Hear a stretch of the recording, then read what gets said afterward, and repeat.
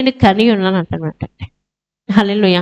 ఇది ఒక అద్భుతమైన సందేశాన్ని మనం వినబోతున్నాం. హల్లెలూయా, హల్లెలూయా. అసలు కనడం అంటే ఏంటి, పుట్టడం అంటే ఏంటి, అసలు కొన్ని విషయాలు మనం నేర్చుకుందాం. హల్లెలూయా. ఎవరిని గురించి రాయబడింది లేఖన భాగం? యేసుక్రీస్తు వారి గురించి ప్రవచనమే, 2వ కీర్తనలో ప్రవచనం. ఇందులో నెరవేర్పు అయిపోయిన తర్వాత అపొస్తలుడైన పౌలు మరలా ఇదే టాపిక్ని ఎత్తి రాస్తుంది అనమాట అండి. ఆయన కోసం ఏమేమి విషయాలు చెప్పబడ్డాయో ఆ 2వ కీర్తన చాలా అమూల్యమైనది తెలుసా మీకు?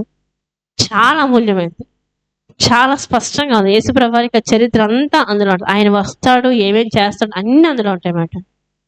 ఇక్కడ మనం కననం దగ్గరికి వచ్చాం. ఇప్పుడు ఎక్కడికి వచ్చాం చెప్పండి? 2వ కీర్తన 7వ వచనం చూస్తే, నీవు నా కుమారుడవు, నేను నిన్ను కని ఉన్నాను అంటది. ఆ తర్వాత ఉంటుంది కన్న తర్వాత ఏమేమి ఉంటుందో సంగతి తర్వాత నెక్స్ట్ వచనాలు ఉంటాయి అన్నమాట. అది ఇంకా నెరవేర్పులోనికి రాలేదు. అర్థమవుతుందా? ఒక కుమారుని కన్న తర్వాత అతను ఏం చేస్తాడు అనే విషయాన్ని ఇంకా పూర్తిగా ధృవీకరించబడింది కానీ ఇంకా జరగలేదు. ఇప్పుడు మనం ఎక్కడ ఉంటే క్రిస్మస్ ఆనందంలో మనం ఉన్నాం. క్రిస్మస్ సంతోష వేడుకల్లో మనం ఉన్నాం. క్రిస్మస్ అంటే ఆయన పుట్టడం అని, ఆయన ఆరాధించడం అని, ఆయన జన్మదినాన్ని పురస్కరించుకొని మన దేవుని ఆరాధిస్తున్నామని, ఇలా మనం క్రిస్మస్ని మనం జరుపుకుంటూ ఉన్నాం.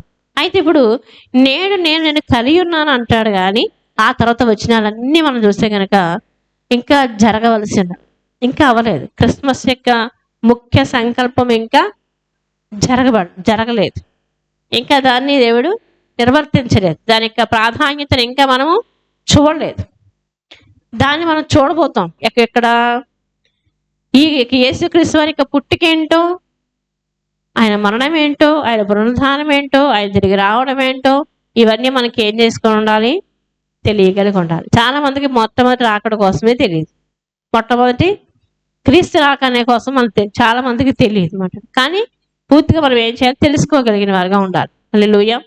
తెలుసుకోగలిగిన వారిగా ఉండాలి. ఈరోజు మనము ఎందుకు ఆయన అలా అన్నాడు, అసలు ఎందుకు దేవుడే నేను నిన్ను కంటాను అని ఎందుకు అన్నాడు అసలు అని మనం చూస్తే కనుక ఒక అద్భుతమైనటువంటి సందేశం అన్నమాట. చూద్దాం ఒకసారి. దేవుడు ఏం చేస్తాడంటే కనుక ఆయన సశరీరుడిగా ప్రత్యక్షమవుతాడు. ఎక్కడ ఉన్నది చెప్తానంటే కనుక కొరింథీ రాసిన పత్రిక, తిమోతి రాసిన పత్రిక 3వ అధ్యాయం 16వ వచనం ఒకసారి చూడండి. హల్లెలూయా. 1 తిమోతి రాసిన పత్రిక 3వ అధ్యాయము 16వ వచనం. దేని వాక్యం చాలా జాగ్రత్తగా వినాలి. దేని వాక్యం వింటే మనం దీవించబడతాం, ఆశీర్వదించబడతాం. 3:16 నిరాక్షేపముగా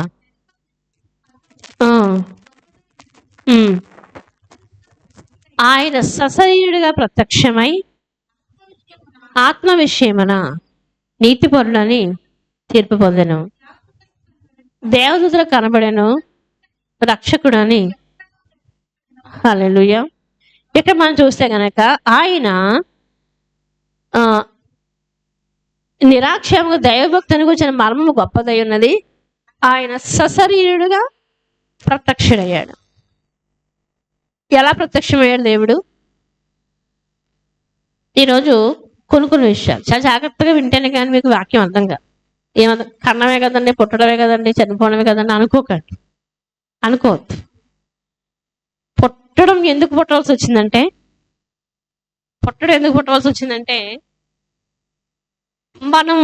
మనం ఫస్ట్గా మనం పుట్టామని ఫస్ట్గానే. పుట్టడం అంటే ఏంటి? పుట్టడానికి ఇంకా పర్యాయ పదాలు ఏంటి? జన్మించడం,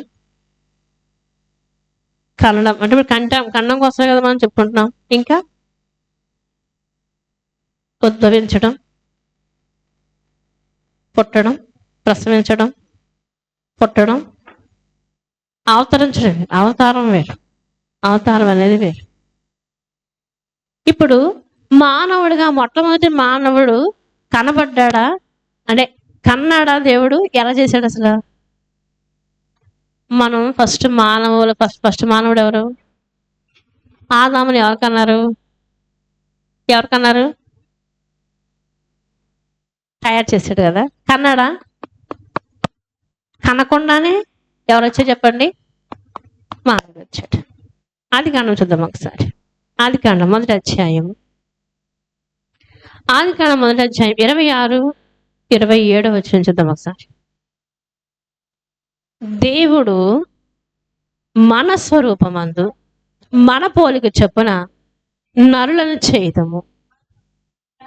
వారు చాలండి. ఇక్కడ ఏంటంటున్నాడు అంటే దేవుడు అనుకున్నాడట మన స్వరూపమందు మన పోలిక చొప్పున నరులను చేద్దాం అన్నాడంట. ఎవరి పోలిక చొప్పున? దేవుని పోలిక చొప్పున నరులను చేద్దామన్నాడా, పుట్టిద్దామన్నాడా? చేద్దామని అన్నాడు. చూద్దాం ఒకసారి. అదే వచనంలోనే 28వ వచనం చూస్తే, 27వ వచనం చూస్తే, దేవుడు తన స్వరూపమందు నరుని సృజించెను. దేవుని స్వరూపమందు వాని సృజించెను. స్త్రీనిగాను పురుషునిగాను వాని సృజించ. ఆ ఫస్ట్ ఏమన్నాడు? చేయదు. రెండవది ఏమన్నాడు? సృజించదం అన్నాడు. అదే 2వ అధ్యాయం చూద్దాం సరే. 7వ వచనం చూడండి. 2:7. దేవుడైన యెహోవా నేల మంటితో నరుని నిర్మించి వాని నాసికా రంధ్రములలో జీవవాయువును ఓదగా నరుడు జీవాత్మ ఆయన. ఇక్కడ ఆయన నేల మంటితో నరుని ఏం చేశాడు? ఆయన నిర్మించాడు. ఎక్కడ కన్నాడా? పుట్టాడా? ఏమయ్యాడు? ఇప్పుడు చేశాడు, సృజించాడు. సృజించడం అంటే ఏంటి? క్రియేటివిటీ. క్రియేట్ చేశాడు దాన్ని. ఏం చేశాడు? తయారు చేశాడు, క్రియేట్ చేశాడు దాన్ని. అంతే కదండి.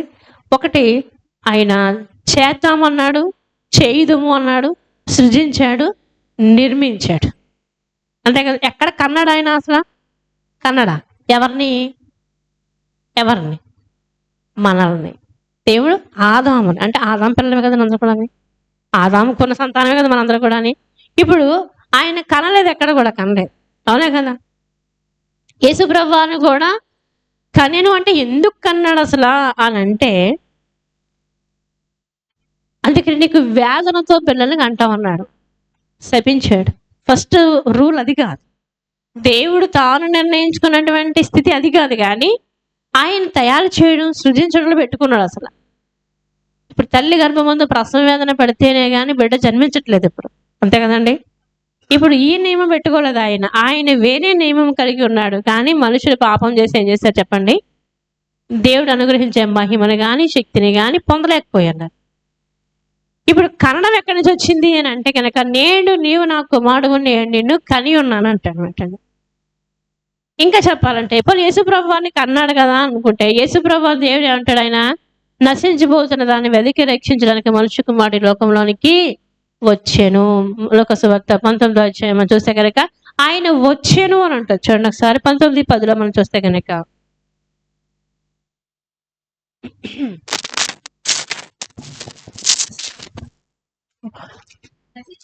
నశించిన దానిని వెలికి రక్షించుటకు మనుష్య కుమారుడు వచ్చానని అతనితో చెప్పారు. యోహాను సువార్త 1వ అధ్యాయం 12వ వచనం చూద్దాం ఒకసారి. యోహాను సువార్త 1వ అధ్యాయం 14వ వచనం చూద్దాం. 14వ వచనం. తన్ను ఆ వాక్యమే శరీరధారి అయి కృపా సత్య సంపూర్ణునిగా మన మధ్య నివసించును. ఎవరు వచ్చారైనా వాక్యమే శరీరాన్ని దాల్చుకుని వచ్చింది. వాక్యమే శరీరాన్ని దాల్చుకుని వచ్చింది. కానీ ఆయన శరీరుడు, ఆయన పుట్టలేదు. అంతే కదండి. దాల్చుకుని వచ్చాడా? పుట్టాడా? ఆయన శరీరాన్ని దాల్చుకుని వచ్చాడు. ఆయన వాక్యమే.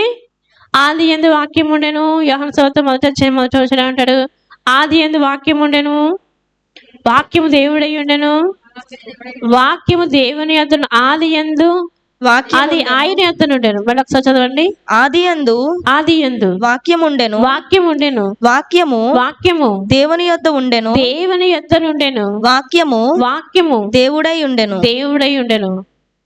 ఆది యందు వాక్యం ఉండెను, వాక్యము దేవుని యొద్ద ఉండెను, వాక్యము దేవుడై ఉండెను. ఆ వాక్యమే శరీరధారిగా అని 14వ వచనం. ఆ వాక్యమే శరీరాన్ని దాల్చుకుని ఈ లోకంలోనికి వచ్చింది. హల్లెలూయా. ఇప్పుడు దేవుని వాక్యం ఏంటంట? శరీరాన్ని దాల్చుకుని రావడమే ఈ లోకంలో ఆయన వచ్చాడనమాట. ఇక్కడ కూడా ఆయన ఎక్కడ కూడా పుట్టడం అనేది ఏం కాదు, ఆయన వచ్చాను, ఆయన వెలుగుగా వచ్చాను, ఆయన శరీరధారిగా వచ్చాను, ఆయన నశించబోదని వెతికి రక్షించడానికి వచ్చాను. ఏం చేశాడనా? వచ్చాడు. కొంతమందికి మాత్రమే ఈ పేర్లు ఉంటాయి. ఏం చెప్పండి? వచ్చెను, పంపెను, ఆయన అద్వితీయ కుమారునిగా పుట్టిన వారిని విశ్వాసం నుంచి ప్రతి వారిను నశింపక నిత్యజీవం పొందినట్లు ఆయన మనకి అనుగ్రహించాను. యోహాను సువార్త 3:16 అంటాడు, ఆయన మనకి ఏం చేశాడంట?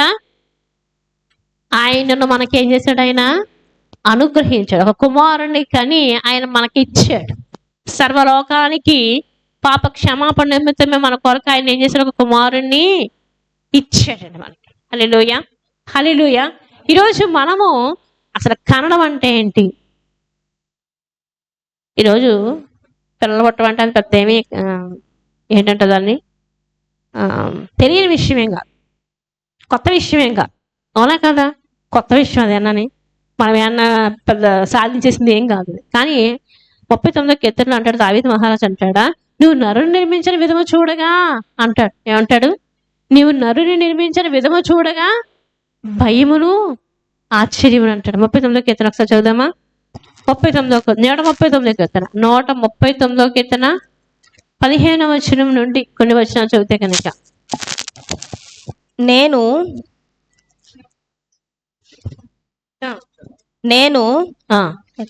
రహస్యమందు పుట్టిన పుట్టిన నాడు భూమి యొక్క అగాధ స్థలములలో విచిత్రముగా నిర్మింపబడిన నాడు నాకు కలిగిన ఎముకలను నీకు మరుగై ఉండలేదు. మళ్ళీ ఫస్ట్ చదవండి. భూమి యొక్క నేను రహస్యమందు పుట్టిన వాడను, భూమి యొక్క అగాధ స్థలంలో విచిత్రముగా నిర్మింపబడిన వాడు, నాకు కలిగిన ఎముకలను నీకు మరుగై ఉండలేదు. నేను పిండమునై ఉండగా నీ కన్నులు నన్ను చూచెను. నియమింపబడిన దినములలో ఒకటైనను కాకమునుపే నా దినములన్నీయు నీ గ్రంథములో లిఖితములాయెను. హల్లెలూయా. నీవు నన్ను కలుగు చేసిన విధము చూడగా భయమును ఆశ్చర్యమును కలుగుచున్నవి, నాకు పుట్టుచున్నవి అంటాడు. మనకి దేవుడు వాళ్ళ కలుగు చేసిన విధము చూడగా ఏమవుతుందంట? భయమును ఆశ్చర్యమును కలుగుతుందంట. ఇంకా మనం చెప్పాలంటే మనం ఎలా నిర్మించబడ్డామంట? భూమి యొక్క అగాధ స్థలములలో నుండి మనం నిర్మించబడ్డాం. హల్లెలూయా. భూమి యొక్క అగాధ స్థలంలో నుండి మట్టిని తీసుకొచ్చి ఆయన ఏం చేశాడు? మానవునిగా నిర్మించాడు. ఇప్పటికీ మనం ఎక్కడి నుంచి వచ్చాము? ఎక్కడి నుంచి వచ్చాం? మరి మట్టిలోంచి అయితే మరి తల్లి గర్భంలోకి ఎలా వచ్చాం? పిండం మట్టిలోంచి ఎలా వచ్చింది? దీని హిస్టరీ ఎవరు బయట తీయలేరు. ఒక మానవుడు రావాలంటే ఎక్కడి నుంచి వస్తాడు? అసలు నేల మట్టి నుంచి తీయబడ్డాడు. ఎక్కడ తీయబడ్డాడు? మట్టిలోంచి తీయబడ్డాడు. మరి మట్టిలో తీయబడిన మానవుడు తల్లి గర్భంలోకి ఎలా ప్రవేశించాడు? అసలు ఒక భయం వేస్తుంది అంటండి. ఎవరికి? దావీదు మహారాజు అంటాడా, నాకు భయమును ఆశ్చర్యం కలుగుతుంది అంటాడు. నాకు భయం వేస్తుంది, ఆ పక్క నుంచి నాకు ఆశ్చర్యం. ఎవరిని ఆశ్చర్యం వేస్తుంది? అసలు దేవుడు మన ఆశ్చర్య రీతిగా కలుగు చేసుకున్నాడు, నిర్మించుకున్నాడు, సృజించుకున్నాడు, ఇంకా చేశాడు, కలుగు చేసుకున్నాడు. ఆయన మనల్ని ఏం చేశాడు? ఆయన కలుగు చేసుకున్నాడు అనమాట. దేవుడు నికోదేముతో అంటాడా యేసుప్రభు వారు, ఒక వ్యక్తి నూతనంగా జన్మించాలంటే ఏం చేయాలంట? అతను మారు మనసు పొంది తిరిగి రెండోసారి జన్మించమంటాడు. ఏమంటాడు నికోదేముతో? ఏమంటాడు యేసుప్రభు? యోహాను సువార్త అది కూడా చూడండి. యోహాను సువార్త 2వ అధ్యాయం అనుకోండి చూడండి.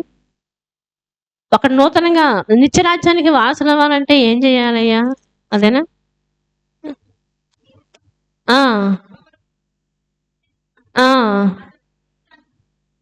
ఒకడు కొత్తగా జన్మిస్తేనే కానీ దేవుని రాజ్యాన్ని చూడలేడంటారన్నమాట.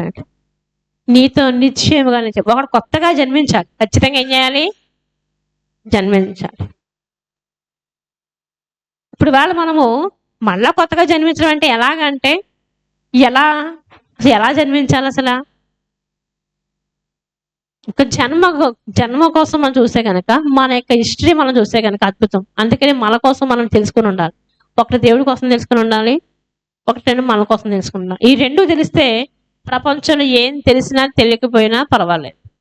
హల్లెలూయా. వారమంతా లోకంలో ఇష్టానుసారంగా తిరిగేసి మన ఇష్టానుసారం పనులు చేసుకుని ఒకేసారి చర్చిలోకి వచ్చి కూర్చుని వాక్యం వినాలంటే అర్థమవుద్దా? అర్థం అవడం చాలా కష్టం. ఈ లోక సంబంధమైన కార్యాలన్నీ వేరుగా ఉంటాయి, దేవుడి వాక్యం దగ్గరికి వచ్చే కార్యాలన్నీ వేరుగా ఉంటాయి. ఇది అర్థం చేసుకోవాలంటే ఏం చేయాలి? కొంత మనసుని దేవుని మీద దేవుని పెట్టాలి, అప్పుడే అర్థమవుతుంది. హల్లెలూయా. అప్పుడు మాత్రం అర్థమవుతుంది, కానీ లేకపోతే అర్థం అవడం చాలా కష్టం. అంటే దేని వాక్యాన్ని మనం చాలా శ్రద్ధగానే ఆలకించాలి. ఈరోజు మనము నేను నిన్ను కలిగి ఉన్నానంటే కనుక ఆయన కనవలసిన అవసరం ఏముంది? ఒక దేవుడే ఒక మానవ రీతిగా రావాల్సిన అవసరం ఏముందంటే కనుక ఈరోజు మనల్ని ఆయన పుట్టించలేదండి, తల్లి గర్భంలో పుట్టించలేదు, పాపపూర్వకం పుట్టించలేదు, కానీ మన ఏం చేశాడు? ఆయన నిర్మించుకున్నాడు, ఆయన సృజించుకున్నాడు. కానీ ఎలా అయింది అంటే కనుక ఆదాము హవ్వలు చేసిన పాపాలను బట్టి మళ్ళా ఆయన నీ గర్భవేదన నేను హెచ్చిస్తున్నాను అంటాడు. 4వ అధ్యాయం చూస్తే కనుక, 3వ అధ్యాయం చూస్తే కనుక నీ గర్భవేదన చాలా ఎక్కువగా ఉంటుందన్నమాట. ఆ స్త్రీకి ఇచ్చినటువంటి ఆ శాపం ఏంటంటే నీ గర్భవేదన మిక్కిలి ఎక్కువైపోతుంది, మిక్కిలి హెచ్చిస్తారంటారు. అంటే గర్భవేదన లేకుండా కనడం అనేది, ఉద్భవించడం అనేది చాలా కష్టం. ఇది సృజించబడేది కాదు, కానీ ఏంటి? సృజించబడేది కాదు కానీ మరలా కనడం అంటండి. అదే ప్రసవ వేదన, నొప్పులు పడాలంటే, నొప్పులు తగిలితేనే కానీ బిడ్డ బయటికి వస్తాడంటే బాధ కష్టం. ఒక వ్యక్తి పుట్టేటప్పుడు బాధే, చచ్చిపోయేటప్పుడు కూడా బాధ లేకుండా వెళ్ళిపోతాయి ప్రాణం అంటే వెళ్ళదు. ఈ బాడీలోంచి ప్రాణం వెళ్ళిపోవాలంటే ఎంత బాధపడితేనే కానీ కొంతమంది చాలా ఏడిపించేస్తుంది తెలుసండి. ఈ బాడీలోంచి ఆత్మ వెళ్ళాలంటే ఆ బాడీని అతలాకుతలం చేసేంత వరకు ఈ ఆత్మ అందులో నుంచి వెళ్ళదన్నమాట. మనము చిన్నప్పుడు బాల్యంలోనూ యవ్వనంలోనూ చేసిన పాపాలన్నీ వృద్ధాప్యం ముందు అనుభవించాలి. అర్థమవుతుందా? అందుకనే బాల్యంలోనూ మనకు బలం ఉన్నప్పుడు, శక్తి ఉన్నప్పుడు, జ్ఞానం ఉన్నప్పుడు ఏం చేయాలి? చాలా జాగ్రత్తగా ఉంటే వృద్ధాప్యంలో కూడా దేవుడు చాలా జాగ్రత్తగానే ఉంచుతాడు. అందుకని నేను బాధ్యతనములు ఏంటనే దేవుని యెహోవా నామమున నేను స్మరించుకుంటాను అంటాడు. బాధ్యతనముల నుంచి ఏం చేయాలి? దేవుని వాక్యాన్ని మనం ఏం చేయాలంటే కనుక నేర్చుకోవాలి. పాపం అనేది చాలా చాలా గొప్పది. మనం చేసిన వాటి అన్నిటికీ పనిష్మెంట్ అనుభవించడం అనేది చాలా తప్పదు. కానీ అందుకని ప్రతివాడు పాపమును కనుటకు ఏం చేస్తారంటే ప్రసవ వేదన పడతారని. దేనికి అనడానికి? పాపాన్ని కనడానికి ప్రసవ వేదన పడతారనమాట. ప్రసవ వేదన అంటే ఒక పాపాన్ని మనం శిక్షను అనుభవించడానికి ఎంత నొప్పి భరించాలి తెలుసా మీకు? ఎంత నొప్పి భరించాలి తెలుసా? చాలా నొప్పి, చాలా బాధ అనుభవించాలి. మనం చేసిన పాపానికి, ఒక్కొక్క పాపానికి మనకు శిక్ష పడిందంటే ఎందుకు పనిచేయండి? ఎందుకు పనిచేస్తామా? అందుకే అంటాడా ప్రభువా, నీవు మనుషులు ఎదుట ఏమంటాడు? నీవు నా యొక్క ప్రతి పాపమును లెక్కబెట్టి చూస్తే కనుక నీ ఎదుట ఎవరు నిలబడగలడయ్యా అంటాడు. అంతే కదండి. మనం చేసిన ప్రతి పాపాన్ని ఆయన లెక్కగట్టి చూస్తే కనుక ఆయన చూసినట్టు వదిలేస్తాడంట. ఆయన కొన్ని ఏం చేస్తాడంటే ఆయన ఎలా వదిలేస్తాడంటే కనుక, అందుకని మరణకరమైన పాపము కలదు, మరణకరము కానీ పాపము కలదంటాడు. పాపం చేయవాడు ప్రతివాడు పాపమునకు దాసుడు. వాడు ప్రసవ వేదన పొందాలి, కనాలి. ప్రసవ వేదన ఎక్కడి నుంచి వచ్చింది చెప్పండి? కన్నం ఎక్కడి నుంచి వచ్చింది? పాపములో నుంచి వచ్చింది కన్నం. ఇప్పుడు దేవుడే తన బిడ్డను ఏమంటున్నాడు? కంటిని అంటున్నాడు. మనం చేసిన పాపాలను బట్టి ఆయన ఏం చేశాడట? తనకు కుమారుడు తన తల్లి గర్భమందు, మరియ గర్భమందు దేవుడు ఏం చేశాడు? పరిశుద్ధాత్మపూర్వకంగా. ఈయన భూలోకంలో విచిత్రంగా నిర్మించబడిన వాడు కాదు. మనము భూలోక సంబంధులు. మనం దేంతో నిర్మించబడ్డాం? మానవుడు బట్టితో నిర్మించబడ్డాడు. కానీ దేవుడు ఆయన వాక్యాన్నే శరీరధారి అయి ఈ లోకం నుంచి. ఆయన పర సంబంధి, ఇహ సంబంధి కాదు. మనం తయారు చేసిన వాడు ఆయన. అర్థమవుతుందా? వాక్యమే శరీరధారి అయి ఈ లోకం నుంచి వచ్చిందే క్రిస్మస్ పండుగ. దాన్నే క్రిస్మస్ అంటాం. యేసుప్రభు ఈ లోకంలో పుట్టాడు, ఆయన వచ్చాడు, పంపబడ్డాడు. ఆయన తన తండ్రిని తన తండ్రి ఆయనని లోకంలోనికి పంపించాడు అంటారు. మనం కొన్ని విషయాలు మనం చూస్తే కనుక చూద్దాం ఒకసారి. అదే యోహాను సువార్త మనం చూస్తే కనుక, అదే యోహాను సువార్త మొదటి అధ్యాయం 14 వచనం మనం చూస్తే కనుక 13-14 వచనం చూద్దాం ఒకసారి. వారు దేవుని వలన పుట్టిన వారే గాని రక్తము వలనైనను శరీరేచ్ఛన వలనైనను మానుషేచ్ఛన వలనైనను పుట్టినవారు కాదు. ఈసారి ఇంకొకటి ఉంటుంది చెప్పండి. మనుషులందరూ జన్మిస్తున్నారు కదండి అంటాం. ఇది చాలా దాని ఏమంటారు, మర్మయుక్తమైన వాక్యం. అర్థం చేసుకుంటేనే కానీ అర్థం కాని వాక్యం. చెప్తే ఇలా అలా చెప్తే అర్థమే కాదు, బుర్రపెట్టి ఉపయోగిస్తేనే కానీ వాక్యం అనేది మనకి అర్థం కాదు. మనుషు ఎలా పడుతున్నారంటండి, ఎలా పడుతున్నారట? కొంతమంది రక్తం వల్ల పడుతున్నారు, మనుష్యేచ్ఛల వల్ల పడుతున్నారు, ఇంకా శరీరేచ్ఛల వల్ల పడుతున్నారు అన్నమాట. శరీరేచ్ఛల వల్ల పడుతున్నారు. కన్నడ విషయానికి వచ్చేసరికి మనం కొన్ని విషయాలు అంటే వాక్యమే శరీరధారి ఈ లోకంలోకి వచ్చింది ఒక కన్నడం, అంతే కదండి. పాపం ద్వారా ప్రసవ వేదన పడినది ఒక కన్నడం. ఎన్ని కన్నడాలు ఉన్నాయి చెప్పండి? వాక్యమే శరీరధారి ఈ లోకంలోనికి వచ్చి మనుష్య రూపంగా జన్మించింది ఒక జన్మ, అంతే కదండి. ప్రసవ వేదనతో జన్మించింది మరొక కన్నడం. ఇక ఏమంటున్నాడు? ఆ కన్నడంలోనే మనుషుని కన్నడం విషయంలోనే మరొకటి ఏంటంటే, కొంతమంది ఎలా కన్నారంట? రక్తం వలన అంటున్నాడు. అంటే బ్లడ్ రిలేషన్. స్త్రీ పురుషుల రక్తం కలిగితోటే ఎవరు పుడతారు? పిల్లలు పుడతారు. రెండోది మానుషేచ్ఛల వలన శరీర ఇచ్ఛల వల్ల పుట్టేవారు కొంతమంది ఉంటారు. మరి కొంతమంది శరీరేచ్ఛల వలన. ఇంకోటి చదవండి, మరి ఇంకొకటి చూడండి ఒకసారి. రక్తం శరీరేచ్ఛల వలన అంటే కొంతమంది కోరికల ద్వారా పుట్టేవాళ్ళు కొంతమంది ఉంటారు. పెళ్ళి అవుతుంది వాళ్ళకి, అవ్వదు. వాళ్ళు కోరికల ద్వారా పుట్టేవాళ్ళు కొంతమంది అయితే, మానుషేచ్ఛల వల్ల పుట్టేవాళ్ళు కొంతమంది అయితే, శరీరేచ్ఛల వలన పుట్టిన కొంతమంది. వీళ్ళందరూ దేవుడు కాలం చేసిన వాళ్ళని అంటారా? కాదు. ఇప్పుడు కొత్తగా వచ్చినటువంటిది ఏంటని చెప్పండి. ఇప్పుడు జనరేషన్ పెరిగిపోతున్న కొద్ది ఇప్పుడు వచ్చిన పిల్లలు ఎలా పుడతారు చెప్పండి? ఇది ఏమీ రాకుండా, ఇది ఏమీ కాకుండా దేని వల్ల పుడుతున్నారు చెప్పండి? దాన్ని ఏమంటారు? అంటే దేవుడికి అన్నీ తెలుసు. అందుకని కన్నడం కోసం ఎందుకు చెప్తాను, అందుకు చెప్తాను నేను.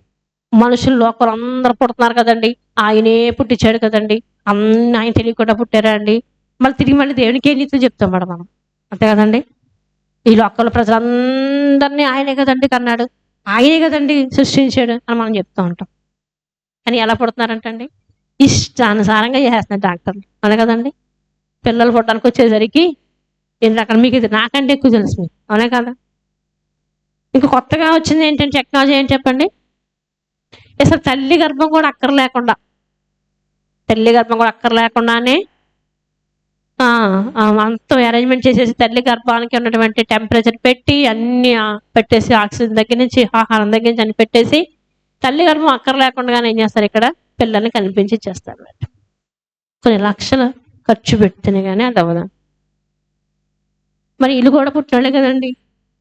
అందుకే దేవుడికి కొనుక్కు వచ్చాడు మానుషేచ్ఛల వలన. దీనికి మీనింగ్ కరెక్ట్గా తీస్తే అంత బాగుంటుంది తెలుసా అండి. ఇవన్నీ వస్తాయన్నమాట. రక్తం వలన, శరీరేచ్ఛల వలన, మానుషేచ్ఛల వలన పుట్టిన వాళ్ళు ఎవరు చెప్పండి? అంటే రకరకాలు ఉంటాయండి. వాక్యమే శరీరధారిగా ఈ లోకంలోకి వచ్చినట్టు దేవుడు ఒక మనిషి నిర్మించాడు. అంటే కారణం పెట్టుకోలేదు ఆయన. ఎలా పెట్టాడు? ఆయన నిర్మించాడు. ఆయన మనిషిని ఏం చేశాడు చెప్పండి? నిర్మించాడు.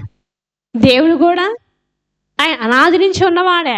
ఆయన ఎలా అయితే మన స్వరూపమందు మన పోలికి చెప్పిన నరులను చేయదు. హల్లెలూయా, హల్లెలూయా. ఈ కన్న పాపానికి మళ్ళా వీళ్ళు ఏం ప్రాయశ్చిత్తం పొందాలంటే కనుక మళ్ళా రెండోసారి జన్మించాలి. హల్లెలూయా. ఈ మొట్టమొదటిసారి జన్మిస్తే పాప రూపమైన జన్మించడం ఇది. కానీ రెండోసారి ఏం చేయాలి? తల్లి గర్భం ముందు పుట్టిన ప్రతి వాడు ఏం చేయాలి చెప్పండి? రెండోసారి జన్మించాలి. ఎలా? అపోస్తలుడు పౌలు అంటాడు కొరింథీ రాసిన పత్రిక, చదువు ఒకసారి. కొరింథీ రాసిన పత్రిక మొదటి పత్రిక 4వ అధ్యాయం 16వ వచనం చూడండి ఒకసారి. కొరింథీ రాసిన పత్రిక 4వ అధ్యాయం 16వ వచనం.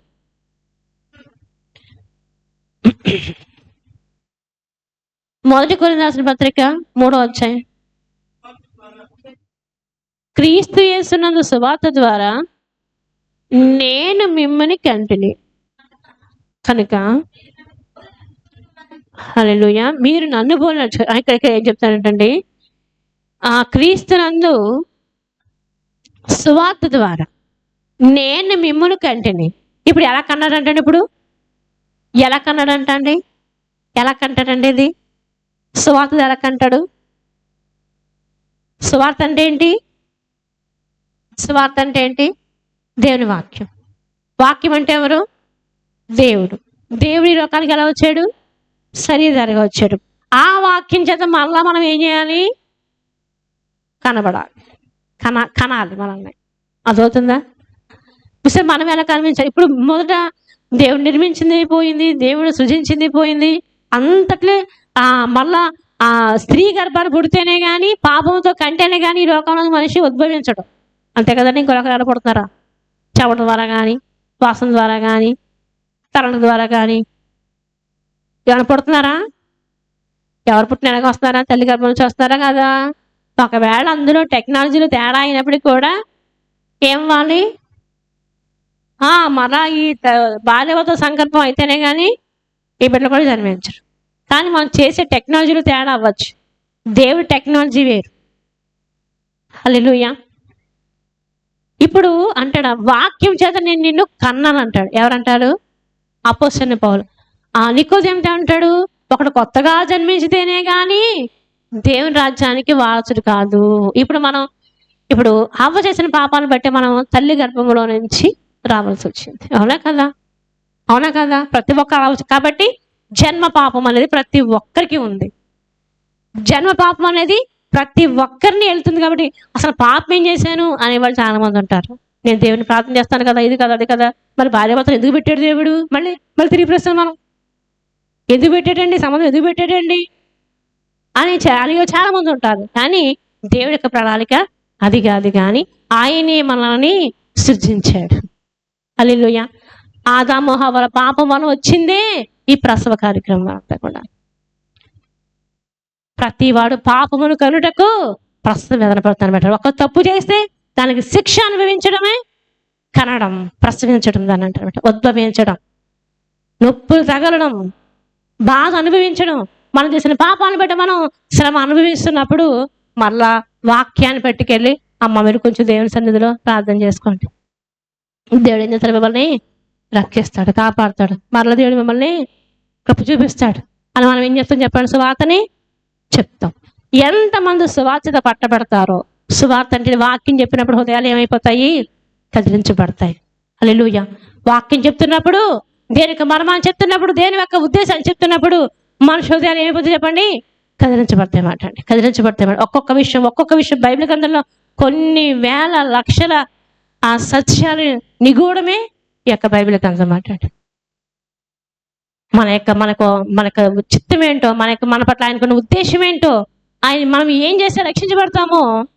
అందుకని మనం 3వ అధ్యాయం చూస్తే, అపోస్తలుల కార్యం 3వ అధ్యాయం మనం చూస్తే కనుక, అపోస్తలుడైన పేతురు బోధిస్తున్నప్పుడు కొన్ని వేల మంది రక్షించబడ్డారంట. హల్లెలూయా. యేసుక్రీస్తు వారు ఈ లోకంలో జన్మించడం, ఆయన మరణించడం కన్నులారా చూసిన వాడిని వాళ్ళు రక్షించబడకపోతే కనుక మరలా వాళ్ళు ఏం చేశాడు? వాక్యం చెప్పి, వాక్యం అంటే ఏంటి? దేవుని మాటను, దేవుని ఉద్దేశాన్ని, దేవుని తలంపుని, దేవుని ఆలోచన తెలియజేసినప్పుడు రక్షించబడ్డారు వాడు. హల్లెలూయా. దేవుని వాక్యం అని చాలా విలువైంది అంటాడు. దేవుని మాట చాలా విలువైంది. నీకు ఏ సమస్యలో ఏ వాక్యం కావాలో ఆ వాక్యం అందిస్తారు. దేవుని మాటను అందిస్తారు మాట అంటే. ఈ సంవత్సరం అంతా దేవుని వాక్యం కోసం అని నేర్చుకున్నాం. ఈ సంవత్సరం అంతా కూడా దేవుని వాక్యం ఎలాంటిది అనే విషయం కోసం మనం నేర్చుకున్నామంట. ఒక్కొక్క విషయం అంతా మాట్లాడుతున్నప్పుడు అద్భుతంగా మన హృదయాలు ఏమవుతాయి? కదిలించబడతాయి. దేవుని వాక్యంలో, వాచనాలలో శాపాలు ఉన్నాయి, ఆశీర్వాదాలు ఉన్నాయి, దీవెనలు ఉన్నాయి, వాగ్దానాలు ఉన్నాయి, ప్రశ్నలు ఉన్నాయి, దీవెనలు ఎన్నో రకాలు ఉన్నాయి.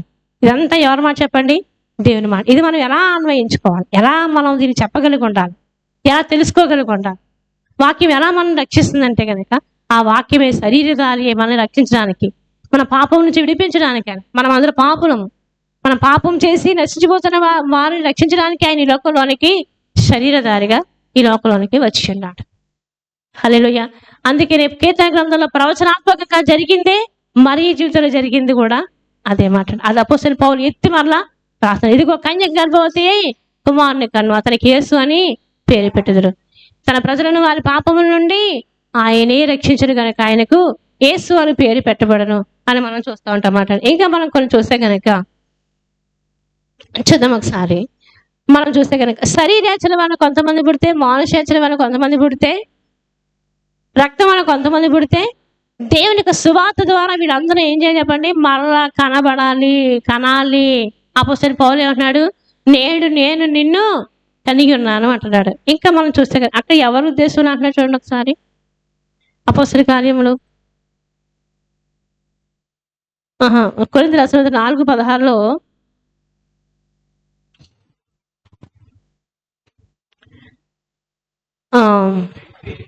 క్రీస్తు యేసునందు మీకు ఉపదేశము 10,000 మంది ఉన్నను తండ్రులు అనేకులు లేరు.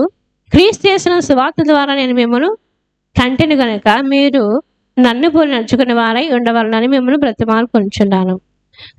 ఇక్కడ మనం చూసే కనుక ఆపదల్లో, శ్రమల్లో, విగ్రహారాధనలో మునిగిపోయిన వాడు నిజమైన దేవుడు ఎవరో తెలియకున్న వారిని ఏం చేశాడు ఆయన?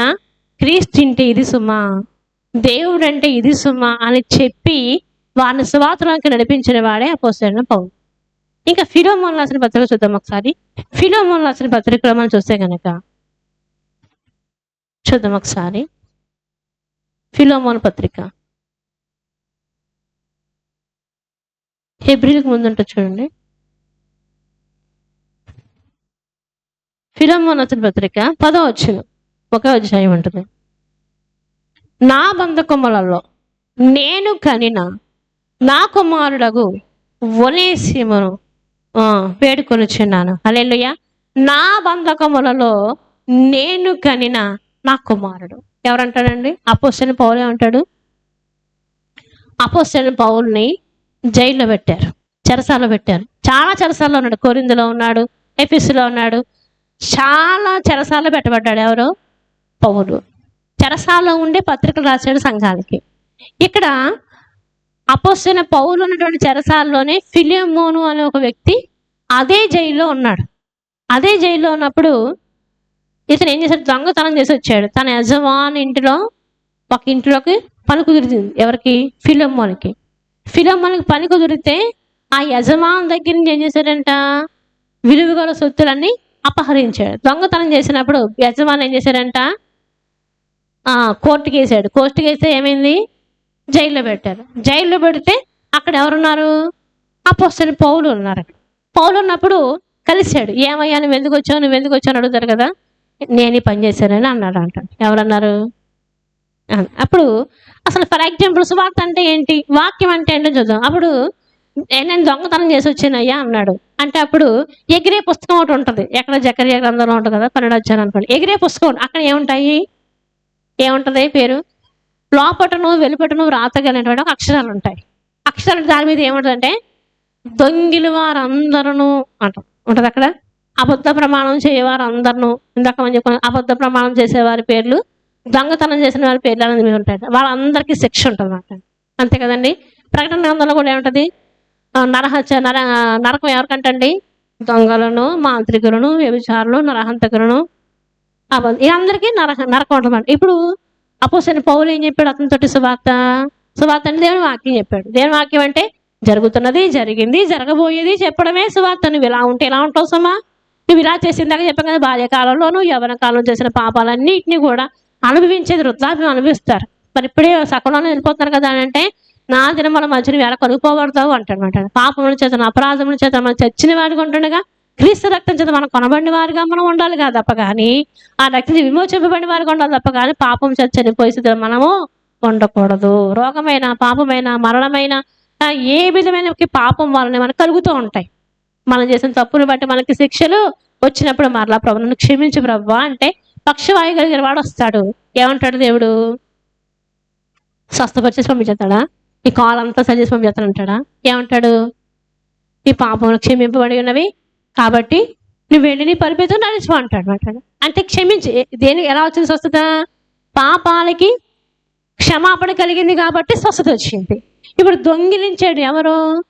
ఫిలోమోను. ఇప్పుడు పౌలు ఏం చేశాడంటే ఆ ఖైదులో ఉన్నంతసేపు మాట్లాడుతూ ఉన్నాడు. పౌలు ఆత్మను రక్షించడంలో దిట్ట. ఒక వ్యక్తికి సువార్త చెప్పడంలో దిట్టమాట. నువ్వు దొంగతనం చేసావా? ఏం చేసావు? నీ జీవితం ఏంటి అసలు? నువ్వు ఎలా ఉంటే నిత్యరాజ్యం వెళ్తావు, ఎలా ఉంటే నరకానికి పోతావు అనేది చెప్పేది సువార్త అంటే. అదవుతుందా? సువార్త చేత మిమ్మల్ని కంటిన్యూ అంటే మనం చేసే ప్రతి తప్పుని పాయింట్ అవుట్ చేయాలి. అదవుతుందా? సువార్త అంటే ఏంటి? మనం చేసే ప్రతి తప్పుని కప్పిపుచ్చుకోకుండా దాన్ని ఒప్పింపజేసి దాన్ని సరైన సెటరేట్ చేయడమే సువార్త అంటే. అదవుతుందా? తప్పుడు మార్గంలో వెళ్తున్న వారిని, రాంగ్ డైరెక్షన్స్ వెళ్తున్న వారిని నిదానమైన బాటలో నడిపించేదే సువార్త అంటే. అదే దేవుని మాట. దేవుడు ఒక్కడే కరెక్ట్ చేయగలడు. మరి ఎవరు దేవుని మాట ఒక్కటే మనల్ని సరైన రీతిలో పెట్టగలదు. ఈ లోకంలో ఎవడు పెట్టలేడండి. తండ్రి కుమారుని పెట్టలేడు, కుమారుడు తండ్రిని పెట్టలేడు, ఏ ఒక్కడు ఎవరిని కంట్రోల్లో పెట్టలేడు. కానీ మనల్ని ప్రాణాత్మ దేహములను కంట్రోల్లో పెట్టింది ఏంటి చెప్పండి? దేవుని మాట. వీడు ఎవరి మాట వింటలేదండి. కనీసం మీ మాట వింటడం బాగా అంటారు. అవునా కదండి? అంటారంట. మా వాడు ఎవరి మాట వింటలేదు, కనీసం మీ మాట వింటాడేమో చెప్పి చూడండి అంట. దేవుని మాట మన దగ్గరికి వస్తే అలా ఉంటుంది మాట. దేవుని మాటకి తిరిగిలేదు, దేవుని మాటకి ఎదురు లేదు. నా మాటలు మునుకోళ్ళ వంటి అంటాడు. హల్లెలూయా. మన బిడ్డలు ఎవరు సరి చేయాలి చెప్పండి? ఎవరు సరి చేయాలి? అందుకని మన బిడ్డలు దేవుని మాట వినకుండా ఉన్నప్పుడు ఎవరు మాట్లాడాలి? మనం చెప్తాం, దేవుని మాటే చెప్తాం, కానీ మన మాట వినడం. పాస్టర్గా చెప్పిస్తాం, వినడం. పెద్దలు తెప్పిస్తాం, వినడం. అప్పుడు ఏం చేయాలి? ప్రభా నువ్వే మాట్లాడు ప్రభా, అసలు ప్రభా నువ్వు మాట్లాడయ్యా, నా బిడ్డతో నువ్వు మాట్లాడు ప్రభా, నా కుటుంబం నా భర్తతో నువ్వు మాట్లాడయ్యా, నా బిడ్డతో నువ్వు మాట్లాడు ప్రభా, నా చుట్టాలతో బంధువులతో ఎరుగు పొరుగుతో నువ్వు మాట్లాడు ప్రభా, ఈ విషయం నువ్వు సహాయం చేయి ప్రభా అంటే ఆయన ఏం చేస్తాడు? సహాయం చేస్తాడు. మనం అడగాలి, ఆయన సన్నిధిలో అడగాలి. ప్రభా నువ్వు సహాయం చేయి ప్రభా, నువ్వు మాట్లాడు ప్రభా, నువ్వు దర్శనం ఇచ్చే మాట్లాడతావో, వాక్యం చేత మాట్లాడతావో, నువ్వు ఎలా మాట్లాడతావో మాకు తెలియదు, కానీ మొత్తానికి ఏం చేయి, నువ్వు ఈ కార్యం జరిగించు. అతని హృదయాన్ని నువ్వు మార్చు ప్రభా, ఆ రాత్రి హృదయాన్ని నువ్వు తీసేయి ప్రభా, పాప హృదయాన్ని నువ్వు తీసేయి ప్రభా అని మనం ఏం చేయాలి? దేవుని సన్నిధిలో ప్రార్థన చేయాలన్నమాట. చెప్పగలరు కొంతమంది సువార్త ద్వారా రక్షించ. మా అమ్మగారు ఎవరన్నా వాక్యం చెప్తే వాళ్ళు రక్షించబడకుండా ఉండేవారు కాదు, రక్షించబడిపోయేవారు. ఒక వ్యక్తి దొరికేటంటే మా అమ్మగారి చేతికి చిక్కారంటే అసలు వదిలేవారు కాదన్నమాట. మంచి చాతుర్యం, మా అమ్మగారికి మంచి చాతుర్యం ఇచ్చాడు దేవుడు. అక్కడ ఒక వ్యక్తి వచ్చాడంటే సువార్త పప్పించకుండా ఉండేవారు కాదన్నమాట. ఒక అతను ఇంటికి తీసుకెళ్లారంట. ఒక పాస్టర్ గారండి, చాలా మంది పాస్టర్ వచ్చారండి, అతను కొట్టేసి పంపించారండి, మరి వేళ మిమ్మల్ని తీసుకెళ్దాం అనుకుంటున్నానండి అంటే పదేద్దాం అన్నారంట. అంటే వెళ్ళారంట. చూస్తుంటేనే అతనికి మెంటలు వచ్చింది. అతను ఏం చేస్తాడు చెప్పండి? మనుషులు కొడేస్తాడనమాట. ఇంకా మా వాళ్ళు కొడితే కేసు అన్నా ఉంటారు, మెంటలో కొడితే కేసు ఎక్కడ ఉంటుంది చెప్పండి? ఇంకా నువ్వెందుకు వెళ్ళి అతను తిరిగి ముద్దు లేకుండా అంటారండి అంటే ఇంక ఏది చెప్పాలంటే. కానీ అతను అలాంటి మైండ్ అప్సెట్ అయిపోయిన మనిషి దగ్గర కూడా వెళ్ళారనమాట. అప్పుడు దగ్గర రాత్రుంటే కొడతాడేమో అనుకున్నారు, కానీ మొత్తానికి అలాగే దగ్గరికి వెళ్ళి చెప్పారంట. ఒక మంచి మాట చెప్పేసరికి అలానంట, ఓ రాముడా నువ్వు ఎక్కడున్నావు, ఓ కృష్ణుడా నువ్వు ఎక్కడున్నావు అన్నారంట. అంటే అతనికి సువాత అర్థమైపోయింది. ఎందుకని నువ్వెక్కడ ఆ దేవుని పెంచడం ప్రారంభించారనమాట. అంటే కొట్టలేదు కదా, ఏం చేశారు? ప్రార్థన చేయించుకుని పంపించారనమాట. అంటే హల్లెలూయా. మా అమ్మగారికి మాట చాతుర్యం వచ్చారనమాట. సువార్థికులందరికీ మాట చాతుర్యాన్ని ఇవ్వబట్టే వాళ్ళు మార్చబడతారు. కానీ సమయోచితమైన మాట మనకు అవసరం మాట. ఎవరి దగ్గర వెళ్ళినప్పుడు మాట చెప్పాలంటే అది సువార్త, మంచి వార్త. వాళ్ళ యొక్క ఆ కష్టాలను బట్టి, వాళ్ళ బాధలను బట్టి సమయోచితంగా మనం మాట్లాడగలిగి ఉండాలి. దాన్ని ఏమంటాం చెప్పండి? సువార్త అంటారన్నమాట. కొంతమంది వినరు, మొండి హృదయాలు ఉంటాయి, బండ హృదయాలు ఉంటాయి. కానీ ఏం చేయాలి? ఏంటంటే ఒక సువార్తకి వెళ్ళి గంట సేపు ఉంటాను అంటారు. ఎంతసేపు ఉంటాను? సువార్తకని వెళ్ళానంటే మాత్రం ఒక గంట ఉంటాను, కానీ అవదు మాకు. ఆ గంటలో ఎన్నెన్నో విషయాలు వాళ్ళు ఓదార్చి, వాళ్ళ కష్టాల్లో ఆశ్రమంలో కొన్ని చెప్తేనే కానీ వాళ్ళు సెటరేట్ అవ్వరన్నమాట. అంటే కొంతమందికి దగ్గర కొన్ని టాలెంట్స్ ఇస్తారు కదా. మా అమ్మగారు చాలా మంది ఆత్మను రక్షించారన్నమాట. మెంటల్ అయిపోయిన ఇంకొక ఆమెను రక్షించారన్నమాట. చాలా మంది కొన్ని గ్రామాలు తిరిగారండి. అన్యుల్ని సైతము, మాట మొండికేసిన సైతము ఆ సువార్త ద్వారా రక్షించారన్నమాట అండి. అలాగే నా అపోస్తలుడైన పౌలు ఏం చేశారంట? ఈ ఓనేసిమ్ అన్న అతను అక్కడ ఉంటే, జైల్లో ఉంటే, జైల్లో కూడా చాలా మంది ఇప్పటికీ రక్షించబడ్డారు తెలుసా మీకు? జైల్లో చాలా మంది రక్షించబడ్డారు. ఒక అతను అంటండి, ఆ గంజాయి తాగుతూ సిగరెట్ కాలుస్తూ బైబిల్ చదివాడంటాడు. జైల్లో కొన్ని బైబిల్ గ్రంథాలు ఉంటాయి. ఎవరన్నా ఒకవేళ మారు మనసు పొందుతాడేమో అని బైబిల్ గ్రంథాలు కొన్ని కొత్త నిబంధనలు అక్కడ పెడతా ఉంటారు అంటాడు. కొంతమంది దైవ సేవకులు వెళ్ళి సువార్తను ప్రకటించి అక్కడ అప్పుడు అతను ఉన్న చెరలో ఒక బైబిల్ దొరికింది అంటండి. అక్కడ బైబిల్ దొరికితే అది తీసి చదువుతారంటండి. బైబిల్ కాలు వేసుకుని పడుకుని ఆ సిగరెట్ కాలుస్తూ ఒక మంచి రౌడీ షీటర్ అతను. అసలు పోలీసులు భయపడిపోతారు. అటువంటి వ్యక్తి ఏం చేశారంటే సువార్తని అందుకనే మార్కు సువార్త, యోహాను సువార్త, లూకా సువార్త, మత్తయి సువార్త. సువార్త అంటే ఏంటి? మంచి వార్త, దేవుని మాట, దేవుని వాక్యము. ఎలాంటి వాళ్ళైనా సరే ఆ వాక్యం అనేది ఈ సువార్తల ద్వారా అనేక మంది రక్షించబడ్డారు. ఆ మాట ద్వారా రక్షించబడ్డారు అన్నమాట. ఏంటి నా కోసం ఇందులో ఉందేంటి, నా బ్రతుకంతా ఇందులో ఉందేంటి అని అనుకుంటానంటండి అతను.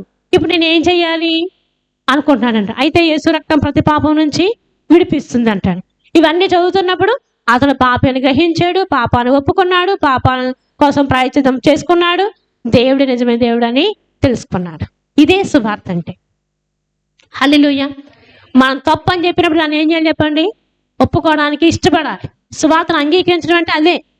మనం చేసిన తప్పు అన్నప్పుడు ఏం చేయాలి? తప్పును ఏం చేయాలి? ఒప్పుకోవాలి. తప్పును ఏం చేసుకోకూడదు? కప్పిపుచ్చుకోకూడదు. దాన్ని డెకరేషన్ చేయకూడదు, దాన్ని అలంకరించకూడదు, దానికి కప్పి పెట్టకూడదు. అర్థమవుతుందా? చాలా విషయాలు మనం ఏం చేస్తాం చెప్పండి? డెకరేషన్ చేసి కప్పిడేస్తాం. కానీ అలా చేయకూడదు.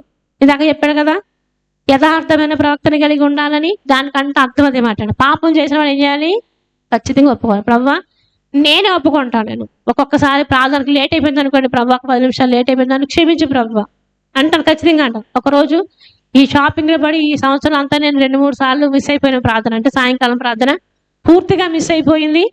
2 రోజులు అంటే 6 గంటల ప్రార్థన అయితే నాకు నా జీవితకాలంలో అది అలవాటు. 5 గంటల నుంచి మొదలు పెడతాను. నేను ఇంచుమించు ఒకసారి 4 గంటలు మొదలు పెడతాను. ఇంచుమించు 7 గంటల వరకు కంటిన్యూ అవుతానే ఉంటుంది. కానీ ఒకరోజు ఎప్పుడన్నా ఈ దేని వల్ల పోతే కనుక మరలా ఏం చేస్తాను తెలుసు, ప్రభువా నన్ను క్షమించు ప్రభువా, నేనే కదా మంచి ప్రార్థనా పర్వాలు కదా, ఎన్నాళ్ళు బట్టి చేశాను కదా, తర్వాత చేసిన అన్ని పక్కన పెట్టండి. మన ప్రార్థన టైం ఏంటి? నాకు 6 గంటల టైం. కాబట్టి ఇప్పుడు ఆ టైం నేను మిస్ అయిపోయాను కాబట్టి తర్వాత 9 గంటలు చేయని, 11 గంటలు చేయని, 12 గంటలు చేయని, 1 గంటకి చేయని, ఎన్ని చేసినా సరే ఈ ప్రార్థన కవర్ అవుతామో తప్ప కానీ ఈ టైం కవర్ అవుతుంది. అర్థమవుతుందా? టైంని అంత మనం ఖచ్చితంగా పాటించగలిగి ఉండాలి. టైంకి నువ్వు 9 గంటల స్కూల్ అనుకోండి, 10 గంటలకు వెళ్ళి చెప్పిన పాట నువ్వు చెప్పేసి ఉండొచ్చు, కానీ నీకు అక్కడ ఏం పడుతుంది చెప్పండి? ఆబ్సెంట్ పడుతుంది, లేకపోతే లేట్. అంతే కదా, లేటే కదా పడుతుంది అక్కడ. ఇది కూడా అంతే మాట. అంటే మనము యథార్థంగా ఒప్పుకోవాలి. ఈవేళ ఎంతటి వారైనా కొన్ని పొరపాట్లు చేస్తూ ఉంటారు. దాన్ని ఏం చేయాలి చెప్పండి? ఒప్పుకోవాలి, కప్పి పెట్టుకోకూడదు మాట అండి. ఇవన్నీ నేనైనా అంతే, మీరైనా అంతే. అటువంటి వారిని దేవుడు ఏం చేస్తారు? క్షమిస్తారన్నమాట అండి. పాపాన్ని ఒప్పుకోవడమే. అందుకే అంటే యేసుప్రభువు వారు కూడా అంటాడా, తండ్రి తన విధేయత వలన తండ్రికి విధేయత మాటకి ఏం చేశాను? తండ్రి మాటకి విధేయత చూపించడం వల్ల కుమారుడు అనిపించుకున్నాడు అంటాడు. కుమారుడు ఎలా అవుతుందని చెప్పండి? సారి సువార్త ద్వారా కనడం, చెప్పిన మాట వినడం ద్వారా, దేవుని కోసం మనం కొన్ని కష్టాలు అనుభవించడం ద్వారా మనం ఏమవుతామంట? ఆయనకి పిల్లలు అవుతామంటండి. ఇంకా మనం చూస్తే కనుక చూడండి ఒకసారి యోహాను సువార్త 1 హెబ్రీ రాసిన పత్రిక 5వ అధ్యాయం 7వ వచనం చూడండి ఒకసారి. హెబ్రీ రాసిన పత్రిక 5వ అధ్యాయం 7వ వచనం మనం చూడండి ఒకసారి. శరీరధారి ఉన్న జనములలో మహారోదనముతోనూ కన్నీళ్లతోనూ తన్ను మరణము నుండి రక్షింపగలవానికి ప్రార్థనలను యాచనలను సమర్పించి భయభక్తులు కలిగి ఉన్నందున ఆయన అంగీకరింపబడిన. పైన అతడు నేడు నేను నిన్ను కని ఉన్నాను. దాని పైన వచ్చినాల్లో నీవు నా కుమారుడవు, నేడు నేను నిన్ను కని ఉన్నాను. ఆయనతో చెప్పిన మాట, ఆయనతో చెప్పిన వాడే ఆయన మహిమ. అయితే ఆయన కుమారుడే, కానీ ఎలా అయ్యాడు కుమారుడు? మన దేవుని పిల్లలు అవ్వాలంటే ఎలా అవుతామంటండి? ఆయన విధేయత నేర్చుకున్నాను. కింద వచ్చిన విధేయతతో నేర్చుకున్నాను. ఆయన కుమారుడై ఉండి ఆయన పొందిన శ్రమల వలన విధేయతను నేర్చుకున్నాను. హల్లెలూయా. హల్లెలూయా, హల్లెలూయా, హల్లెలూయా. ఎలా అయ్యాడు దేవుని కుమారుడు? ఎలా అయ్యాడు చెప్పండి? సువార్తను వినడం ద్వారా, దేవుడి శ్రమను అనుభవించడం ద్వారా, ప్రార్థనలను, యాచనలు, కన్నీరు, మహారోదన ఎవరు చేశారు చెప్పండి? ఎవరు చేశారు? ఎవరు చేశారు? యేసుక్రీస్తు శరీరధారి అయిన దినములలో మహారోదన అంటండి, కన్నీరుతో ప్రార్థన చేశారంట. ఈరోజు మనం ఎందుకు చేయాలి? ఏడ్చి ప్రార్థన చేయాలంటే కొంతమంది ఏడ్చలేదు ప్రార్థన ఏంటండి, ఏడొద్దంట చాలా మంది. ఏడమన్నాడు దేవుడు, ఉపవాసం ఉండమన్నాడు దేవుడు అని చాలా మంది చెప్తారు. కానీ ఏం చేయాలి? ఆయన ఎలా అంగీకరించబడ్డాడు, మనం అది చేస్తేనే అంగీకరించబడతాం. మనం ఏం చేయాలి? ఏడుపుతోనూ మహారోదనంతోనూ మన పాపంలో కూర్చొని మనం ఏం చేయాలి? పశ్చాత్తాపడాలి.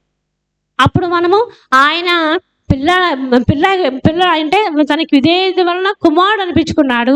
ఈవేళ మనం కూడా మన పాపాలను ఒప్పుకొని విడిచిపెట్టి మనం కన్నీటితో ప్రార్థన చేసి అంగీకరింపబడే విధంగా ఉంటుంది. ప్రభువా, నువ్వు నన్ను కన్నావు కదయ్యా, నువ్వు నన్నే కదా, నువ్వు సృష్టించినవాడు నువ్వే కదా అంటే అది చెల్లదు.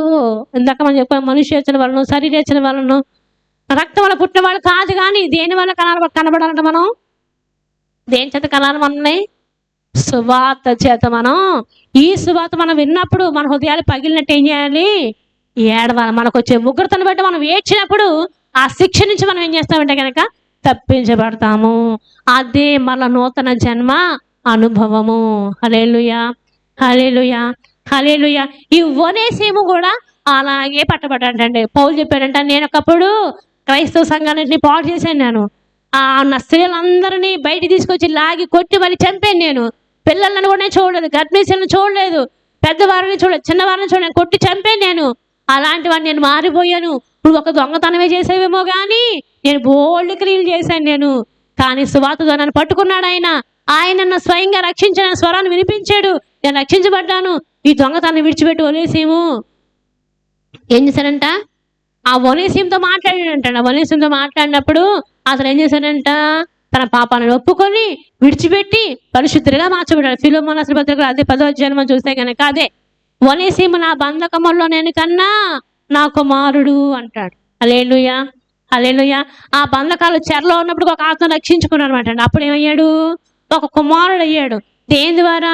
హృదయం మార్చబడ్డం ద్వారా. హల్లెలూయా. పుట్టడం ద్వారా కుమారుడు కాదు. దేని ద్వారా కాదు? కనడం ద్వారా కాదు. దేని ద్వారా? హృదయ మార్పిడి. హల్లెలూయా. ఆ సువార్త చెప్పడం ద్వారా, రక్షించబడడం ద్వారానే కుమారుడు అయ్యాడనమాట. ఇప్పుడు ఆత్మీయ కుమారుడు. ఈరోజు ఎంతమంది వాక్యం చేత పట్టబడ్డారు చెప్పండి? వాక్యమైనా మిమ్మల్ని రక్షించింది? ఇంకేమైనా రక్షించిందా? వాక్యం చేత మీరు పట్టబడ్డారు.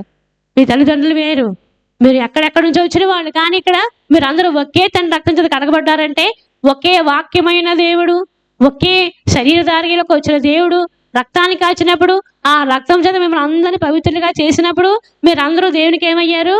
పిల్లలయ్యారు. హల్లెలూయా, హల్లెలూయా. అది కనడం ఎవరు కనాలి? దైవ సేవకుడు ఇక్కడ ఉండి బోధించి ఏం చేయాలి చెప్పండి? కన్ని ప్రసవ వేదన బట్టి ప్రార్థన చేస్తేనే కానీ మీలాంటి వాళ్ళు ఉద్భవించరు. హల్లెలూయా, హల్లెలూయా. మీ అందరి కోసం ఎవరి జీవితాలు దీవిస్తారనుకుంటారు, కానీ మీకోసం ఇక్కడ ఏం చేయబోతాయి? ప్రార్థనలు, యాచనలు, కన్నీరు, రోదన ఇక్కడ చేస్తేనే మీరు ఆత్మీయంగా స్థిరపరచబడగలరు. మీ ప్రార్థన ఉండాలి, మీకోసం ప్రార్థన చేసేవాళ్ళు కూడా ఉండాలి. మరలా మీరు ఆత్మ తప్పిపోతున్నప్పుడు మళ్ళీ ఏం చేయాలి? మరలా ప్రసవేదనండి మరలాని, అంతేనే కదండి. అందుకని అంటాడు, ఒకే ఒక్క పురుషునికి ప్రదానం చేయబడిన శిశువు స్త్రీనిగా మిమ్మల్ని పెట్టడానికి నేను కన్యకగా ప్రదానం చేయబడిన నేను మరలా ప్రసవ వేదన పడుతున్నాను. నేను మీ ప్రయాస కోసం మీరు పాపంలో పడిపోకుండా, వేదనలో పడిపోకుండా, లోకంలో పడిపోకుండా, పాపంలో పడిపోకుండా క్రీస్తు నిలబెట్టాలని నేను పశ్చాత్తాపడి ప్రార్థన చేస్తాను నేను అంటాడు పౌలు. మాట్లాడు అదే కనడం అంటే. హల్లెలూయా. ఈరోజు మన పాపాల కోసం ఆయన ఏం చేశాడు? ప్రాయశ్చిత్తం అనుభవించాడు మాట. అంటే మన పాపముల కోసం ఆయన తన కుమారుని లోకంలోనికి పంపించాడు, కన్నాడండి ఆయన. దేవుడు న్యాయాధిపతుల గదిలో అంటాడా, నేను న్యాయాధిపతుల్ని పుట్టించాను. 2వ అధ్యాయం మనం చూస్తే కనుక నేను న్యాయాధిపతుల్ని పుట్టించాను, పంపాను అంటాడండి. ప్రజల పాపంలో ఉన్నాను చూసి ఏం చేశాడంటే కొంతమందిని పంపించాడు ఆయన. హల్లెలూయా, హల్లెలూయా, హల్లెలూయా. కనడం అంటే ఏం చెప్పండి? ఒక వ్యక్తి నశించిపోతుంటే మరొక వ్యక్తిని పంపించడమే, అతను రక్షించడమే కనడం. అర్థమైందా? నీకెంతమంది పిల్లలు అంటాం కదా. ఆ కనడం అనేది లోకానుసారమైనటువంటి పిల్లల్ని కనడం. ఆత్మ సంబంధమేగా కనడం అంటే ఏం చెప్పండి? మనందరం నశించిపోతున్నాం కాబట్టి నశించిపోతున్న దాన్ని వెలికి రక్షించడానికి కానీ లోకంలోనికి వచ్చి ఉన్నాడు. అదే ఆయన కుమారుని కనడం. వీళ్ళు ఒకరు పంపడం అంటే అదే. పంపడాన్ని ఏమంటారు చెప్పండి? కనడం. హల్లెలూయా. నేను నా యొక్క ప్రవక్తను పంపించాను మీ దగ్గరికి అంటాడు. నా దూతను పంపించాను నేను అంటాడు. ఏం చెప్పండి? కనడం, పంపడం, సృజించడం. ఎన్ని అంశాల నుంచి రాసుకోండి ఒకసారి. మీరు అన్ని కూడా ఏం చేయాలి? ఆర్డర్లో రాసుకోవాలి అన్నీ కూడా. కనడం అంటే ఏంటని యొక్క మంచి మెసేజ్ ఏమంటాడు? కనడం అంటే భార్యాభర్తలకు కనడం కాదు, ప్రసవంగా కనడం కాదు, కానీ ఆత్మ సంబంధమైన ప్రసవేద. నీ తల్లి నిన్ను కన్నప్పుడు ఎంత ప్రసవేద అనుభవించుంటుందో ఈ వ్యాధిని రక్షణ మార్గం నడిపించడానికి దైవ సేవకులు అంతకంటే ఎక్కువ ప్రసవ వేదన అనుభవిస్తేనే కానీ ఈరోజు ఒక వ్యక్తి రక్షించబడడండి. హల్లెలూయా. ఒక వ్యక్తి రక్షించబడండి చిన్న విషయం కాదండి. మీకోసం కన్నీరు కార్చాలి, రోధించాలి, ఉపవాసం ఉండాలి, ప్రార్థన చేయాలి. అప్పుడే మీ హృదయాలు మార్చబడతాయి. ఇంకా అలా కూడా మార్చబడకపోతే ఇంకా ఏం చేయాలో ఆలోచిస్తానే ఉంటాం. అంతే కదండి. మీరు రక్తం కావాలంతగా మీరు పోరాడలేదు అంటాడు. రక్తాన్ని చిందించాడు, కానీ ఎవరు రక్తం చిందించారు చెప్పండి? ఆయన ఈ లోకంలోకి వచ్చి రక్తం దాని ద్వారా పాప విమోచన అయితే ఈ సువార్త ద్వారా మీకు మరల నూతనంగా మీరు పుడతా ఉంటారన్నమాట. అంటే హల్లెలూయా, హల్లెలూయా. ఆయన అనాది కాలం నుంచి ప్రవక్తలు పంపిన న్యాయాధిపతుల గ్రంథం ఒక్కసారి చూద్దాం. ఒకసారి న్యాయాధిపతుల గ్రంథం 2వ అధ్యాయం 16వ వచనం. తొందరగా మనం చూడాలి. ఈ వాక్యం పరిపూర్ణం అవ్వాలంటే కొన్ని విషయాలు చదవాలి. హల్లెలూయా. న్యాయాధిపతుల గ్రంథం 2వ అధ్యాయం 16వ వచనం. ఆ కాలమందు యెహోవా వారి కొరకు న్యాయాధిపతులను పుట్టించెను. ఇంకా 105వ కీర్తన 26వ వచనం చూడండి ఒకసారి. 105వ కీర్తన 26వ వచనం.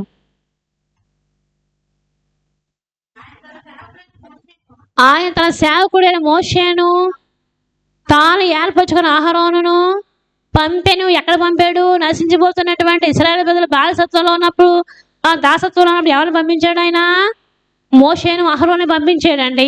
ఆ దాసత్వం వారు రాలేరు. ఎక్కడి నుంచి రాలేరు? ఆ దాసత్వంలో నుంచి వీళ్ళు రాలేరు కాబట్టి ఎవరు తీసుకొచ్చారు చెప్పండి? హల్లెలూయా. ఎవరు పంపించాడు ఆయన? మోషే అహరోన్ని. ఇంకెవరు లేరా? వాళ్ళు రాలేరా? ఫరోతో చెప్పి వచ్చేలేరా? వస్తే ఏమవుద్ది? వస్తే ఏమవుద్దండి? వెనకాల రథాలు పెట్టుకొచ్చాడా? రథాలతో వచ్చాడు, చంపడానికి రాలేదా? ఫరో 4 లక్షల మంది, 6 లక్షల మంది కాల్బలం ఉన్నారు. మీ దేశంలో ఉన్నాం, మా దేశానికి వెళ్ళిపోతామని వాళ్ళందరూ బయలుదేరి వచ్చేస్తే ఫరో ఏం చేస్తాడు చెప్పండి? తరుముకుంటూ చంపుతాడు. అంతేనా? ఇంకేనా ఉందా? హక్కు ఉందా? ఆయనకు అధికారం ఉందా? లేదు. ఇప్పుడు ఎవరొకరు రావాలి, ఇప్పుడు ఒకరు ఇడిపించేవాడు వాళ్ళకి కావాలి. అప్పుడు ఎవరు పంపించాడంటే మోషేని అహరోన్ని పంపించాడు. తర్వాత న్యాయాధిపతులను పంపించాడు. అంటే మనుషులు పాపంలోకి వెళ్ళిపోతున్న ప్రతిసారి ఎవరిని పంపిస్తున్నాడు ఆయన? న్యాయాధిపతులు పంపించాడు. సంసోను పంపించాడు, కిచ్చోని పంపించాడు, యెఫ్తాను పంపించాడు, దెబోరాను పంపించాడు. ఇంకెవరిని పంపించాడు? కాలేబును యెహోషువను పంపించాడు. వీళ్ళందరూ పంపిస్తానే ఉన్నాడు అనమాట. తర్వాత ఇర్మియాను పంపించాడు, ప్రవక్తను పంపించాడు. ఇంకెవరిని పంపించాడు ఆయన? మరలా కాలం మారే కొద్దీ ఎవరిని పంపించాడు? ఇర్మియాను పంపించాడు. ప్రవక్తల కాలకు వచ్చేసరికి ఇర్మియా, దానియేలు, యెషయా పంపుతూనే ఉన్నాడు ఆయన. ఎందుకోసం? వీళ్ళందరూ ఎవరు? పంపబడిన వాళ్ళు. అందరూ కూడా పుట్టిన వాళ్ళు కాదు. ఎవరు చెప్పండి? అందరూ కూడా పంపబడిన వాళ్ళు, దేవుని చేత ఏర్పరచబడిన వారు, దేవుని చేత వీళ్ళు పిలువబడ్డవాళ్ళు, పుట్టింపబడ్డవాళ్ళు. దేవుడే పుట్టించుకున్నాడు కొంతమందిని. ఏం చేశాడు ఆయన? కారణ జన్ములు కొంతమంది ఉంటారు. ఎలా ఉంటారు? అందరి పుట్టుక అదే కారణ జన్ములు కొంతమంది ఉంటారు. రాక్షసి జన్మలు కూడా ఉంటాయి కొంతమంది. తెలుసా? ఏం జన్మ ఉంటాయి? రాక్షసి జన్మ ఉంటుందండి. రాక్షసి ఎలా పడతారు తెలుసా మీకు? రాక్షసి ఎలా పడతారు? తిరగద్దాం, చరిత్ర తిరగద్దాం. హల్లెలూయా. రాక్షసులా పుట్టకూడదు. మనం ఎలా పుట్టాలి చెప్పండి? దేవుడి చేత పంపబడాలి. ఎక్కడి నుంచి పంపబడాలి? పరమ నుంచి పంపబడాలండి. మనం వీళ్ళందరూ పంపించబడ్డవాళ్ళు, వీళ్ళందరూ కూడా. అలాగే యేసుప్రభువు కూడా ఏమయ్యారు? ఈ లోకంలోనికి పంపబడ్డారన్నమాట. ఎంతమందిని పంపించినా ప్రయోజనం లేదని, మనుషులు మరలా పాపంలోకి వెళ్ళిపోతున్నారని అప్పుడు ఎవరు పంపించాడు? ఆయన ఈ లోక సశరీరుడిగా ఈ లోకంలోనికి పంపించబడ్డాడు. హల్లెలూయా, హల్లెలూయా. ఆయన తిరిగి రక్తంగా తిరిగి వెళ్ళిపోయిన తర్వాత మళ్ళీ సేవకులు ఎన్నుకున్నాడు. స్త్రీలనే కాదు, పురుషులనే కాదు, ప్రవక్తలనే కాదు, ఈ యొక్క ఇక్కడ మీదకి చెప్తున్న పాశ్రమాలతో సహితంగా అనేక మంది జైవజనులు ఆయన ఏం చేసుకున్నాడు? ఎన్నుకున్నాడు. వాక్యం అందరికీ రాదు, అందరిని ఆయన అభిషేకించడు, అందరిని ఆయన పంపించడు. కొంతమందిని మాత్రం ఎన్నుకుంటాడు, ఏర్పాటు చేసుకుంటాడు, పంపిస్తాడు, బోధింప చేస్తాడు, వారిని ఎన్నిక చేసుకుంటాడు. అందరికీ చెప్దామంటే కుదరదు, అందరినీ పని చేద్దామంటే కుదరదు. కొంతమందికి దేవుడు హక్కు అధికారం ఇస్తాడు. అందుకని వారిని గౌరవించాలి, మన్నించాలి, ప్రేమించాలి, ఆదరించాలి. ఈవేళ చాలా మంది దైవ సేవకుల కోసం ఎన్నో మంది మాట్లాడుకోవచ్చు, కానీ అక్కడ లిస్టులోంచి, ఎక్కడి నుంచి లిస్టులోంచి, మోషే అహరోను దగ్గర నుంచి ఇప్పుడున్నటువంటి దైవ సేవకుల వరకు యేసుప్రభువుతో సహితంగా అందరి కోసం పంపబడ్డవారే ఈ లోకంలోనికి. హల్లెలూయా, హల్లెలూయా. ఎవరన్నా తేడాగా మాట్లాడితే మనం ఊరుకోకూడదు. ఈడెవరు తేడాగా మాట్లాడితే దేవుడు అసలు ఊరుకోడు. హల్లెలూయా. దైవ సేవకులు ఎవరిని అన్న అంటే అందుకు ఊరుకో చెప్పండి దేవుడు. అందుకు ఇమీడియట్గా చర్య తీసుకునే కారణం ఆయనే పంపించాడు కాబట్టి. హల్లెలూయా, హల్లెలూయా. ఈరోజు పంపబడి కలిగి ఉన్నాడు. ఈరోజు కొంతమంది ప్రార్థన చేస్తుంటారు, నేను వింటుంటాను, ప్రభా మణికుమారి గారు నువ్వు ఏర్పాటు చేసుకున్నావు ప్రభా, తల్లి గర్భంలో పిండముగా రూపొందింపబడకములు నువ్వు ఎన్నుకున్నావు ప్రభా అని ప్రార్థన చేస్తున్నాను. చాలా మంది ప్రార్థన విన్నాను నేను అన్నాను. అంటే ఈరోజు నిజంగా అదే కదండి. లేకపోతే నేను చాలా పిరిగిదాన్ని. అసలు వాక్యం మీరు రిఫరెన్స్ చదువుతారు కానీ నేను చదవడానికి భయపడిపోయేదాన్ని. రిఫరెన్స్ తీసిన తర్వాత చదువుతా అంటే గుండెలు దడదడతో కొట్టుకోండి. నాకు గుండెలు ఒక రాయి తెచ్చి పెడితే ఎలా ఉంటుంది చూసారా, అలా ఉండేది ఆ పరిస్థితి. ఒక పాట పాడాలంటే పాట పాడమా అనేవారు, అక్కడి నుంచి నాకు గుండెల్లో దడ ప్రారంభమైందన్నమాట. అసలు పాట పాడడం వచ్చేది కాదు, వచ్చు స్వరం బాగానే ఉంటుంది కానీ భయం. ఒక రిఫరెన్స్ చదవాలంటే భయం. కొంతమంది పాటలు పాడేస్తుంటే వీళ్ళు బాగానే పాడేస్తున్నారంటే అసలు భయం లేక వీళ్ళని నాకెందుకు అంత భయం వేసేస్తున్నాను అనుకుంటాను. నాకు అంత పిరికి, అంత భయం. కానీ దేవుడు ఏం చేశాడు? ఈరోజు నిలబెట్టుకున్నాడు. హల్లెలూయా, హల్లెలూయా. నేను వాక్యం చెప్పడానికి దేవుడు నిర్ణయించుకున్నాడు, ఏర్పాటు చేసుకున్నాడు, ఎన్నుకున్నాడు. కాబట్టి అనేక మంది ముందు చెప్పడానికి కావాల్సిన ధైర్యాన్ని దేవుడు అనుగ్రహించాడు అన్నమాట. అంటే ఈరోజు అందరిని అడదాన్ని కాదు, నేను నాకు చాలా పిరికి, చాలా భయం, చాలా మొగమాటం. ఒక మాట చెప్పాలంటే మొగమాటం, ఎవరినైనా అనుకుంటారేమో అని మొగమాటం, ఎవరినా అనే మెంటాలిటీ కాదు, ఒకరు బాధపడతారేమో అని భయం. ఈరోజు ఇటువంటి దాన్ని ఎందుకయ్యా ఎన్నుకున్నావు? ఒకరికి తప్పు చేస్తే ఖండించలేను, ఎందుకు ఎన్నుకున్నాను అనుకుంటాను ఒకసారి. హల్లెలూయా. ఈరోజు తప్పు చేయకుండా, ఖండించబడకుండా దేవుని సరైన రూట్లో నన్ను పెంచండి అనుకునేవారు నాకు ఇయ్యి ప్రభువా అనుకున్నాను నేను. హల్లెలూయా, హల్లెలూయా. అలాంటి వారు కావాలి. ఇంకా ఆత్మీయంగా నేర్చుకోవాలి. నేను అన్నీ చేశాను, సద్బోధకుడా, నిత్య జీవానికి వాసన వాళ్ళు నేను ఏం చేయాలి అనుకునేవారు దగ్గర పంపించు ప్రభువా అని ప్రార్థన చేస్తాను. అందుకనే, ఎందుకంటే తప్పు చేస్తే ఖండించలేను, గట్టిగా దెబ్బలాడలేను. నేను ఏమన్నా అంటే మగమాట కదా, అంతే కదండి. మగమాటలు ఉంటాయి కొన్ని కొన్ని మగమాట. కానీ దేవుని సరే ప్రార్థన చేసినప్పుడు దేవుడు నేను కొన్ని విషయాలు దేవుడు అలాంటి వారిని నాకు అనుగ్రహించాడు. నేను వాక్యం చెప్పినప్పుడు కటువుగా కాదు, కానీ వారి ఆత్మీయతలో అంతకంతకు అభివృద్ధి పొందే విధంగా ఉండవారు నాకు అయ్యి ఈ ప్రభు అని అడిగినప్పుడు దేవుడు అలాంటి వారిని సేవకులుగా తయారు చేయడానికి, సువార్తలుగా తయారు చేయడానికి, ప్రార్థనాపరులుగా తయారు చేయడానికి అవకాశం ఇచ్చాడు. హల్లెలూయా, హల్లెలూయా, హల్లెలూయా. ఈరోజు పంపబడిన వారెవరు? కన్నవారెవరు? హల్లెలూయా. అర్థమైంది కదా. ఈరోజు అంటాడు దేవుని కుమారుడు మన కోసం ఏం చేశాడు? ఆయన కనిని అన్నాడండి. మనం ఎవరైతే పాపరూపంగా కనబడ్డామో అలాగే ఆయన కూడా తల్లి మరియ గర్భమందు ఆయన పడవేసి లోక ఒక శిశువుగా జన్మించాడు. అదే ఆయన పుట్టుక, ఆయన్ను కనడం, ఇదొక పంపించడం. ఇక రెండో కీర్తన మనం చూస్తే కనుక చూద్దాం ఒక్కసారి. అది కూడా మనం చూస్తేనే మనకి రాబో చరిత్ర అనేది మనకి అర్థమవుతుంది. చూడ ఒకసారి 2వ అధ్యాయం 2వ కీర్తన చూడండి, 9వ వచనం చదవండి ఒకసారి. ఇనుప దండముతో నీవు వారిని నలగొట్టదు, కొండను పగలగొట్టినట్లు వారిని మొక్క చెక్కలుగా నలగొట్టదు. కాబట్టి రాజులారా వివేకులైండుడి, భూపతులారా బోధనందుడి, భయభక్తులు కలిగి యెహోవాను సేవించుడి, గడగడ వణుకుచు సంతోషించుడి. ఆయన కోపం త్వరగా రగులుకొను, కుమారుని ముద్దు పెట్టుకోండి, లేని ఏళ్ళు ఆయన కోపించును. హల్లెలూయా. కుమారుని ఏం చేయాలంటే ఇప్పుడు ఏం చేయాలంట? ముద్దు పెట్టుకోవాలంటే ఏంటి? ఆయన హత్తుకోవాలి, ఆయన హృదయంలో చేర్చుకోవాలి, ఆయన మాటలు వినాలి. లేకపోతే ఏంటంట, ఇనపదండం అక్కడ ఏముందండి, కొండలు పగలక ఒక ఇనప ఖడ్గం పట్టుకొచ్చి, ఇనప రాడ్డు పట్టుకొచ్చి కొండ అక్కడ పెట్టి కొడితే ఎన్ని ముక్కలు చెప్పండి? ఎన్ని అవుతుంది ముక్కలు? అలా చేస్తాడు ఈ లోకాన్ని. ఆయన చేతిలో ఏం పట్టుకొస్తాడు? ఇనపదండం పట్టుకొస్తాడట. కొండలు పగల కొట్టినట్లుగా వారి ముక్క చెక్కలుగా పగల కొడతారు అనమాట. ఆయన చేతిలో ఏముంది? ఇనపదండం. చెప్పిన మాట వినకపోతే, ఇప్పుడు ఆయన పుట్టాడు సంబరం చేసుకుంటాం, కానీ పుట్టిన వాడి మాట మనం వినకపోతే ఏమంటారు చెప్పండి? ఒకప్పుడు వినపదాన్ని బట్టి వస్తాడంట. అప్పుడు మనం ఏం చేయాలి? ఆయన మాటకు అప్పుడు యేసు ప్రభువు తండ్రి మాటకు లోబడ్డాడు కాబట్టి, మహారోదనంతో కన్నీటితోటి దేవుని ప్రార్థన చేశాడు కాబట్టి, విధేయత చూపించాడు కాబట్టి కుమారునిగా అంగీకరించబడ్డాడు. ఈవేళ మనం అంగీకరించబడ్డాలంటే ఏం చేయాలి? దేవుని బిడ్డలుగా ఇక్కడ అదే యోహాను సువార్త మనం చూస్తే కనుక 14వ వచనం చూడండి ఒకసారి. 14వ వచనమేనా, 12వ వచనం చూడండి. 1:12 యోహాను 1:12 యోహాను సువార్త 1:12.